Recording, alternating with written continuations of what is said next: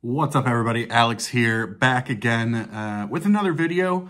Today I'm just going to do sort of one of the generic recent pickups, recent vinyl finds, what I've been spinning lately. And there's a special cool treat in here too that I just think is the coolest that I'd like to show you all. So hope everybody's having a good, well, I guess it's Sunday now when I'm recording this, but whenever you're watching it, hope it's a good day for you. For those of us in the States, we have Thanksgiving coming up, and no beer today, too much beer yesterday, but I figured I'd get out the proper mug at least for a bit of coffee today, so cheers. All right,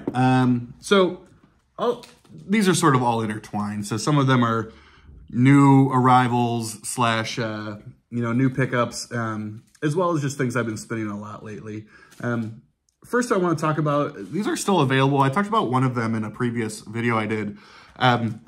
But I'm a huge fan of sort of the work that Dylan down at Noble Records outside of Charlotte, North Carolina does specifically for his reissue campaigns. He partners with a lot of labels that do reissues of some kind of lost archival records. And he does exclusives of them in terms of like the color variants. And I try to pick up as many as I can. And the two most recent ones he did, I believe for October, are still available. They were limited to 500. First one is Wara El Inca. This is some Bolivian progressive rock from the early 70s. That is just incredible, outstanding.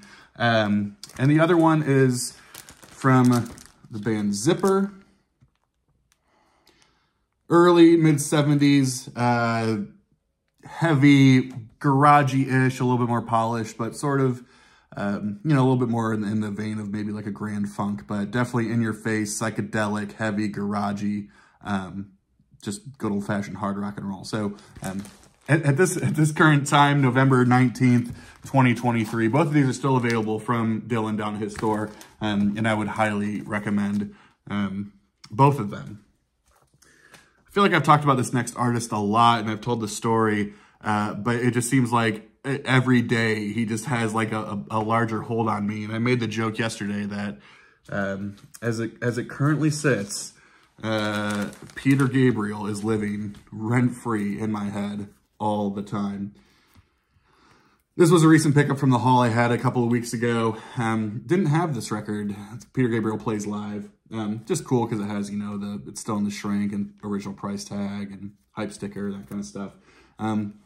I found myself really loving listening to live records on the weekends. So especially like Friday night, Saturday night, you're home, you're having a good time, and it's like you just want to put on a concert almost. And so I played this last night and just absolutely loved it. Specifically, the track list is great, but what has quickly become one of my favorite Peter Gabriel songs is Family Snapshot. Just a haunting ballad, I guess, kind of a little bit of a wild storyline. That was originally off his Melt record, but he plays it on here. And so love this record, and I've said it a million times, I cannot wait until his new record comes out here in just a couple of weeks. I'll definitely be picking that up and enjoying that. So, yeah. A little bit of jazz. I'm going to throw this in the category of if you're unsure if you like jazz, if it's too much, if it's too overwhelming, if you want to tiptoe your way into it, get something that's pretty easy to find, not too expensive. I could not recommend, first of all, anything by Keith Jarrett is a great way to go, but specifically his Cologne concert. This at the time was the highest selling, still might be the highest selling piano solo record ever. Just 2 discs of just him on a stage, a lot of improvisation, and it's beautiful. It's amazing. It's perfect Sunday morning type of music. And again, it's not jazz in the sense of like hard bop with squonking horns and all that kind of stuff. It's just him on the piano. But this is nearing, I think, 50 years old at this point. 1975. This is on ECM. And yeah, again, this is just absolutely beautiful. I'd been looking for it for a while and was glad to pick it up. So yeah, Keith Jarrett, the Cologne concert. This is both a recent, I guess, pickup over the last couple weeks, as well as something I have actually been spinning quite a bit. And it's the newest, the one that everybody's been showing, Hackney Diamonds from the Stones. Yeah, I mean, I guess it's only still been several weeks or a month or two at this point, but it still has a pretty permanent, you know, spot in the heavy rotations catalog. And I'm liking it more and more every time I spin it. So I know it's kind of become one of those things where a lot of people love it. It's not an unpopular opinion to say that I love this record. And I also know that, you know, there are some conversations about, yeah, that's great, but are we going to be listening to it in 6 months or in a year or in 3 years? And we'll see. But at least for now, I'm still spinning this and I'm still loving it. I think this is just great. And yeah, it's just cool that in 2023, we're getting new music from the Rolling Stones and the Beatles. So yeah, it's awesome. This next one comes with a bit of a shout out. You know, I get VCLT in the sense that my brother sent me this in the mail. You know, he's a member of the VC in the sense of that he's a record collector and a record listener, but, you know, he doesn't have like a channel, and sometimes he'll join in on live chats and stuff like that. But he's been asking me a lot recently my thoughts on Jason Isbell. And my thoughts are that I almost just don't have any. Jason is a songwriter I have the most immense respect for. I have no doubt that he is one of today's best songwriters. I just simply find myself constantly on this edge of, is that too country for me, right? Like I love like Americana, I love folk, but sometimes if it gets a little bit too twang for me, it's just weird. So I don't dislike them, but I've never really felt this incessant need to want to listen more or go deeper. And so, you know, what better way than to, you know, send me a record. I told him, I was like, look, I don't stream music ever. And so maybe the best way to get me to listen to some of this stuff is to send me a record. Mission accomplished, because he did. So if anybody's a Jason Isbell fan out there and you want to share anything, but he sent me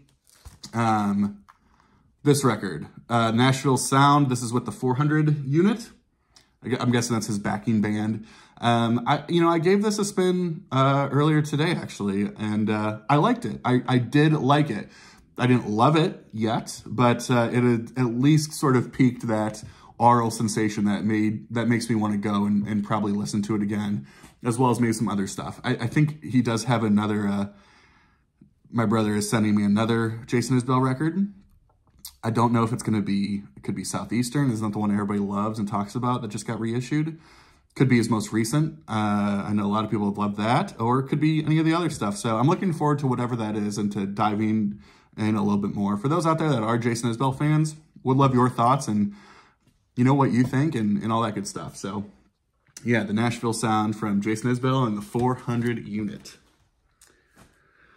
Here's a record completely outside of my typical listening zone. This came from recommendation from another YouTube channel. Some folks might follow Derek Higgins, just a great YouTube channel. And for a long time, he was mentioning that this was his record of the year. I had never heard of this group before. When I looked it up, it was a genre that I typically do not dabble in at all. But I gave it a listen. And I was like, you know, again, this is not me, but I'm getting enjoyment out of this. This is making me feel something. I might be struggling to identify what that feeling is, but I'm feeling something. And it turns out that this band is sort of one of the, you know, founding fathers, if you will, of shoegaze music. And so I'm talking about the latest from Slow Dive. This is Everything Is Alive. I've listened to this maybe more than any record in the past month. And it has made me want to dive more, maybe into the genre, but specifically it's made me want to dive more into Slow Dive themselves. I find myself actually listening to this at work more. That's the only time I really stream because I'm in an office cubicle.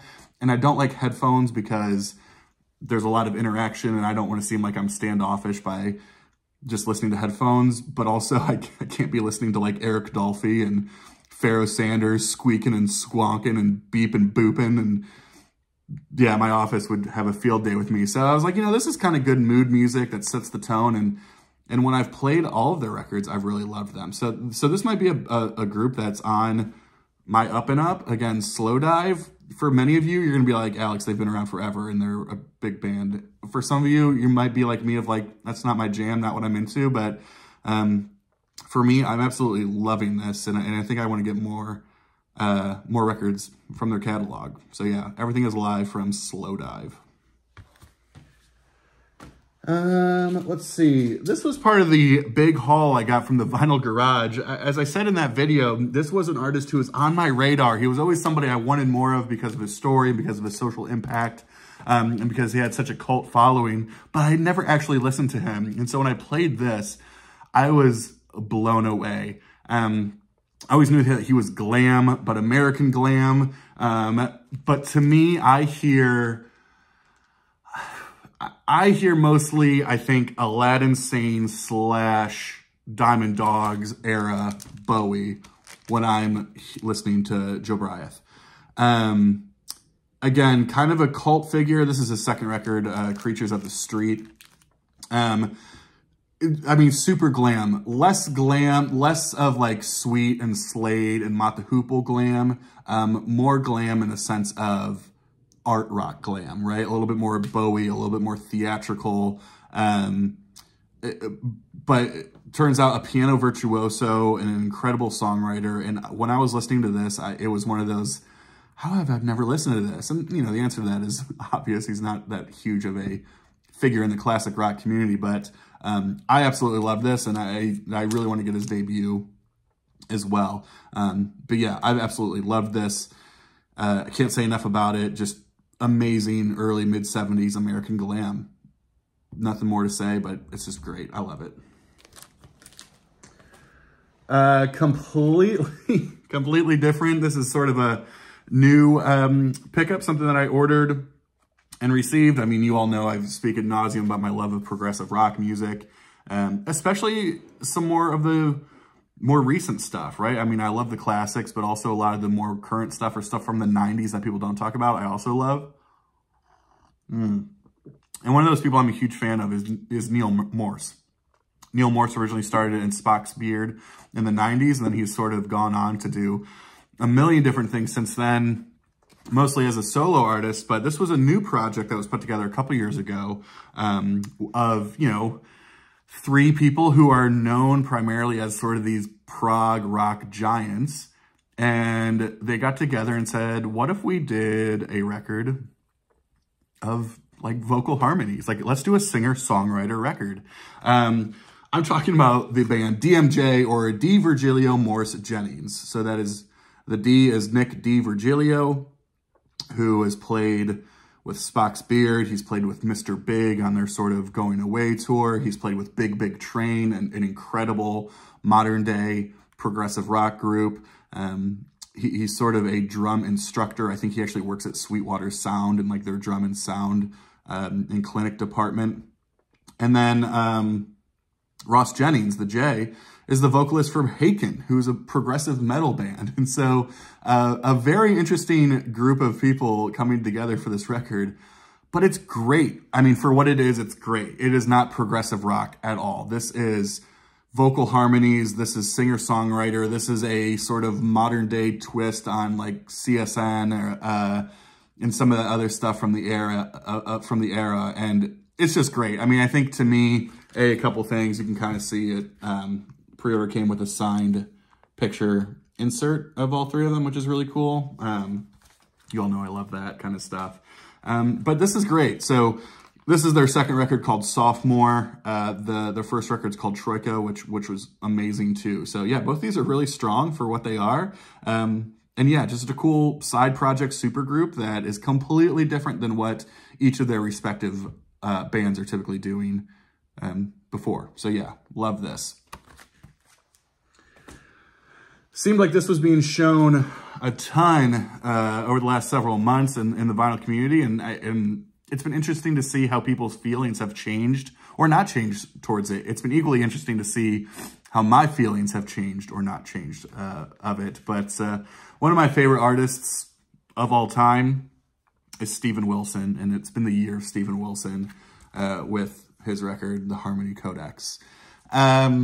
Gosh, where to start with this? There's a lot more other people who can tell you all about this, but you know, when I heard this, I disliked it. You know, it's got the one big prog track on it, Impossible Tightrope. You know, it's got free jazz and fusion in it and prog and all that kind of stuff. And then the rest of this is seemingly like an electronica album. With, you know, some fusion-y of some different genres here and there. And so when I first heard this, I was not really a fan. I respected it for what it was, but I also felt myself saying, are you really only respecting this because it's Steven Wilson? If this was not Steven Wilson, would you even care to give this the light of day? And then the more and more I listened to it, I was finding myself going back to it more and more. To me, this album works best viewing it less of a record and more of a experience. A lot of ambient sounds. There's some spoken word bits. It's long, drawn out, drony type stuff that, again, if you're just sitting there listening to it of like, yeah, I got that, opposed to sort of sitting and taking it all in, which I think is the way that it was originally intended for. I'm finding I'm liking this a lot more when I approach it from that perspective. Ironically enough, the one track on here that I probably find myself liking the least is the one with Nanette, which is, I love her and I love all their collaborations they've ever done, and it's nothing against her. I just don't think the song is that good. It seems that there is some, like, you know, some pretty, I guess, sensitive lyrical components to it. So I want to be clear that it's like has nothing to do with that. I just think that it's not that great of a song for me, but that can also change. So yeah, at first didn't like this. Now I'm loving it. And I know for a lot of people, it's been the opposite. Started off loving it, and now they're just like, I got nothing for it. So yeah, interesting. Many of you know a couple weeks ago, or I guess it was last weekend, I took a work trip down to Virginia and met up with Sam St. John, which was just such an amazing experience to sort of connect with him. As I've said to a couple of people, this was, you know, yeah, it's like we met on YouTube or through this whole thing, but when we were hanging out, it felt like we had known each other for years. And so that was just such a cool experience. And when I was down there, there was actually a local record show in town. So we went there and did some shopping. And then I also kind of visited the local shop where he's from and picked up 3 very different sort of pieces. I showed these on his channel, but I'll show them here too because they were just last weekend. First is the debut from 80s hard rock, heavy metal, whatever you want to call them. Band Armored Saint. This is March of the Saint, released on Chrysalis. I love this. You know, I had never really listened to Armored Saint before, but, you know, they had this at a great price, and they were always a band I wanted to get into. And I think I was expecting something really heavy, but it's in this weird sort of phase of like, it's not thrash, so it's not way out there. It's not black metal by any means of the time. It's just good old fashioned, yeah, we'll call it US heavy metal, but to me, it's almost more hard rock leaning. For love/hate this cover, it's kind of ridiculous, but I feel like it was this same sort of knights who were featured on Return to Forever's Romantic Warrior. If you get that reference, I feel like they're in that picture as well. So yeah, I love this. I thought this was great. They are playing around me here in the next several months, I think, and I might make an attempt to go see them because I love this and would be interested in hearing more of their stuff. Yeah, March of the Saint, the debut from Armored Saint. Something completely different. I'm a big jazz fan. Specifically, I'm a big Alice Coltrane fan. I know for a lot of people, it's a little bit too out there. It's too spiritual. Kind of depends on where you go with it. But this is a record that's pretty easily accessible. It's not too expensive. I think I got this for $8. But it's her collab with Carlos Santana, Illuminations from '74, I believe. This came out. This is on Columbia Records. I listened to this and I loved it. You know, it's like with Alice, sometimes you know exactly what you're going to get. And for me, I got what I was going to get. And other times you're going, this is not what I asked for. So, you know, the harp and all that kind of stuff, again, it creates more of the spiritual, experiential listening experience, more so than listening to like a song by song. And I think, again, like I said, actually with the Steven Wilson, sometimes it's better going into those listening experiences with that in mind. So yeah, I love this. And of the Alice Coltrane stuff, I mean, this is like a $5 to $10 record. And so if you see it out there, scoop it up. It's got Carlos Santana on there too, obviously doing his kind of stuff. So yeah, love this. Last of the pickups from last weekend was the one piece I was missing from the Birds catalog, and that's Sweetheart of the Rodeo. Funny enough, as I was sort of just talking about Jason Isbell in the beginning, I don't know how I do. I mean, this is country. This is country. I don't mind country yet, except like bro country, you know, that kind of stuff I can do without. But, you know, this became like the definitive, you know, country rock album, and it is that way. So yeah, I mean, I do like it still. I think for me though, it is so, I'm so in love with their sort of psychedelic poppy sort of stuff that they did. And so this is still a bit of an adjustment for me, but I do like it. It is just so interesting how much different this sounds than the rest of their catalog for me. But a great pickup. Again, it was the only hole I was missing in my Birds collection, and so stoked to have it. I'll ride right off of the Birds sort of momentum there and go into this record. This was part of that epic haul from a couple weeks ago. Heard a lot of people talking about this record, had never heard it before, wasn't sure what to think of it. This record blew me away and still does. I'm talking no other from Gene Clark. I don't know what it is. Just everything about this, I just absolutely love. And maybe there is some like country flair on there. So maybe you're asking yourself, Alex, why are you being stupid about this? Because I don't know. I don't know. I can't answer that. But I love this. This is a record you listen to start to finish, and just, you know, it's almost, there's almost progressive elements to it. It's very orchestrated in a lot of different ways. I can't say enough about this record. I'm so happy I picked this up, and I'm absolutely loving this. Great stuff. This is more of a shout out to this band and this record. I mean, we talk about live albums. We talk about double live albums all the time. And I feel like we are always highlighting the same, you know, few. And this one never gets highlighted. But again, I was listening to it this past weekend, and it's just full of bangers. I absolutely love it. Coliseum Live. I mean, this band is just insane. Insane. It's progressive, it's bluesy, it's jazzy. It's just, I love it. It's all over the place in the best way. And this is really being shown because I've been digging this a lot, and we need to talk about Coliseum and Coliseum Live more. This is just such a good record. So again, and affordable. I mean, this is like a $10 record. If you see this out there, buy this and enjoy your Friday or Saturday or whenever you listen to live records. You're going to love it. I mean, it's that good. Trust me on that. You know, takes care of sort of that sort of stuff yesterday, and this gets into some of the cool show and tell here. Some of you might have heard of Plaid Room Records. Plaid Room Records is a big record store. They have a huge online presence, but they're out of Loveland, Ohio, which is just outside of Cincinnati. So it's about 90 minutes or so from me. And they were doing a contest on Instagram several weeks ago. Let me back up a little bit. So you have Plaid Room Records, which is the record store, but they also own and operate a number of record labels out of that. They're sort of partnered in that way. And the big one that was started was called Coal Mine Records. Since then, they have a couple of offshoots for other types of genres.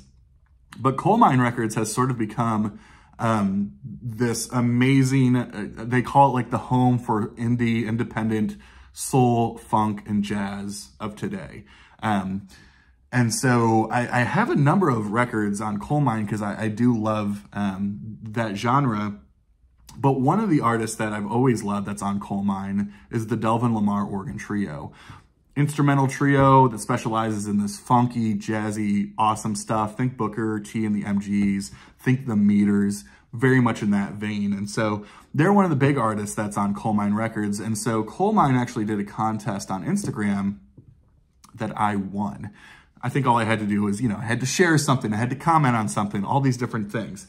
But here's what's really cool, and for record nerds out there, I think you'll love this. So first of all, here's the record. I'll show the record first. This is the Delvin Lamar Organ Trio, Close But No Cigar. This was their debut. This was originally released, I think back in 2015, but wasn't pressed to vinyl via Coal Mine Records until 2018, I want to say. I could be wrong on that year. But this is just a perfect, amazing, funky, jazzy soul record. Again, no vocals, purely instrumental. It's just awesome. So this was originally pressed on vinyl back in 2018. So check this out. What they were giving away, in which I won, was one of the 3 original stampers from that pressing. How awesome is this? So, I mean, it's got everything from the job number to the matrix and the catalog number. Here's what's funny. Some people are like, you know, I was sitting there, I was like, what do I do with this other than just make a YouTube video about it because it's awesome. If you've never ever seen a stamper, it's just metal. You know, it's like they look like hubcaps, like you can't do anything with them. But because it's the inverse of what ultimately gets pressed on the record itself, right? So if we look at a record and those are the valleys, the stamper is what is the peaks that makes those valleys. And so I don't know what I'm going to do with this. I'm going to frame it, I think, maybe frame it alongside with that record. I don't know. If you have an idea of what I could do with this, Glenn Kellaway, looking at you, you do cool stuff with this stuff all the time. I just think this is the coolest damn thing, and I have no idea what to do with it. So yeah, one of the original, I believe, 3 stampers that were out for that original pressing back in 2018 for that record, which is just blows my mind. Awesome stuff. So yeah, I jazzed about that, although I don't know what to do with it other than just talk about how cool it is, which is fine.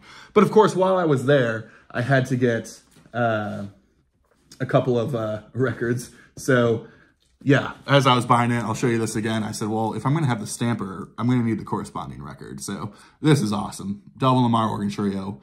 If you're into that kind of stuff, visit Coal Mine. Visit their, you can find them in a lot of record stores. They do record store day stuff all the time. Look them up, check them out. Amazing stuff. And the other one in the jazz world that's, I wish I would have picked up earlier. I knew it was going to be hot. I didn't know it was going to be this hot. And they've already done like a re-round of re-presses or whatever. Not a reissue of it, but they've already sort of re-rounded and sent back out all the other stuff because it was sold out immediately from all the vendors. But that's this great series that Original Jazz Classics is doing. I think they're partnering with Craft Recordings on it. Kevin Gray's doing all the stuff on it, so it's great. But the big one, Waltz for Debbie, Bill Evans. I mean, the hype and everything on this is just so real. This is arguably the most beautiful record ever recorded. Especially, I mean, I think of like Winter Mornings. I think of Coffee. I think of just all that kind of stuff. This is a perfect record, and I was waiting for it to come back. It sold out at a lot of places significantly faster than what I thought it would. So when I saw it at Plaid Room, yeah, I just went ahead and snagged it. I wasn't going to take any risks on waiting for it to go down in cost or anything like that. So, yeah. Waltz for Debbie, Bill Evans, just absolutely outstanding Original Jazz Classics. Of course, all these now that are coming out are just incredible. So, yeah. That is what rounds it out. That's all I have. Thanks for hanging out. It's a long video, but people love the vinyl finds and the now spinning sort of videos. So, hope you enjoyed this one. And for those of us in the States, hope you all have a safe and fun and stress-free Thanksgiving. And I'll be sitting here and drinking coffee or drinking beer or doing whatever and listening to music, and hope you all are able to do some of the same. So be good out there. Cheers, and we'll talk soon. Bye.